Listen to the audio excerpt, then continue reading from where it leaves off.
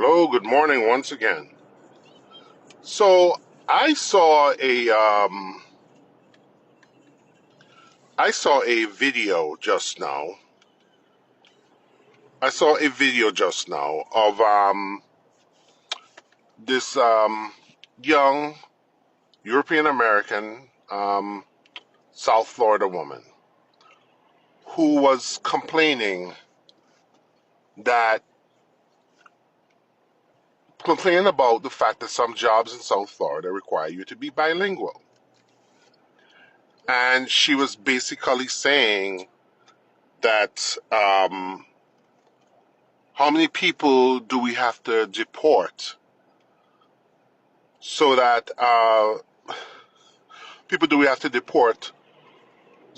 bilinguals you can get a job in South Florida without being bilingual? So once again, I want to say Latinos, the majority of your men and too many of your women, Latinos, your vote this last fall greenlit actually energized this kind of entitled racist white inferiority. Okay? They think they're entitled. I mean, this is a hell of a thing for this woman to say. So she doesn't meet the qualifications for the job, right? And she's basically wants to remove the people that would meet the qualifications for the job so that one of the qualifications of the job that she doesn't meet no longer becomes necessary. Let me repeat it again. This woman is so fucking mediocre, right? And so feeling so entitled to her mediocrity being presented as excellence, like they've had for centuries, that she wants the people that are not mediocre, that actually meet the qualification for the job, to be removed from her environs so that the only people left to do the job would be her mediocre white behind. That there is some wild shit, guys. That is wild. When you hear us people of color talk about white mediocrity, this is exactly what we're talking about. This kind of entitled white racist mediocrity. My mediocrity must prevail. My mediocrity must be helmed as the tippy top of all standards. I warned y'all. I told y'all, like, Project 2025, part of it was basically extracting people of color from this society.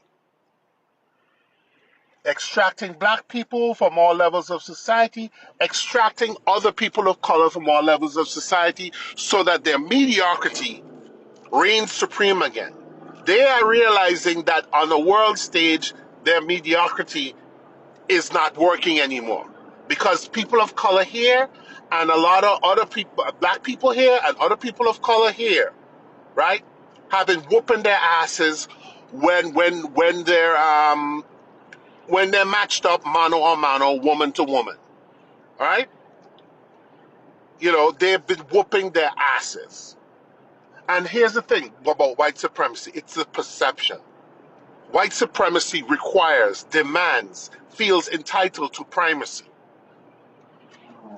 And if it doesn't get that primacy, or it doesn't perceive that primacy, doesn't perceive that superiority, or doesn't feel like it's superior, then violence often ensues.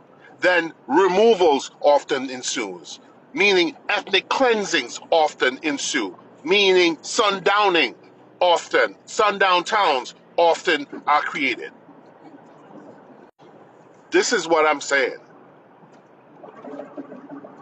We warned you all about this in Project 2025. This is a hell of a thing, guys, that you are so fucking mediocre that you have to remove competition from you so that you can pretend that you are supreme, that so you can pretend that you are actually excellent. And this is what this country has been doing to white people for centuries, making them feel like they're actually the best, the best, the best at everything, right? But the reality is they're not. White supremacy is a grift perpetrated by the elite on lower level white folks, working class white folks, middle class white folks, upper level white folks. It's been a grift perpetrated on them, you know? And these white folks are so don't realize, yeah, slavery and stuff come out like made black people and other people of color a commodity. But what they don't realize, since slavery ended, they've been making you poor white folks a commodity as well. They've been sucking your lifeblood out of you as well. Okay? Just so you know.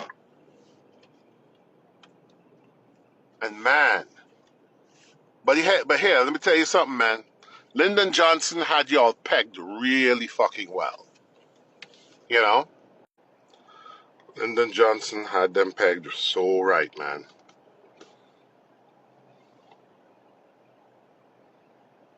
Basically saying,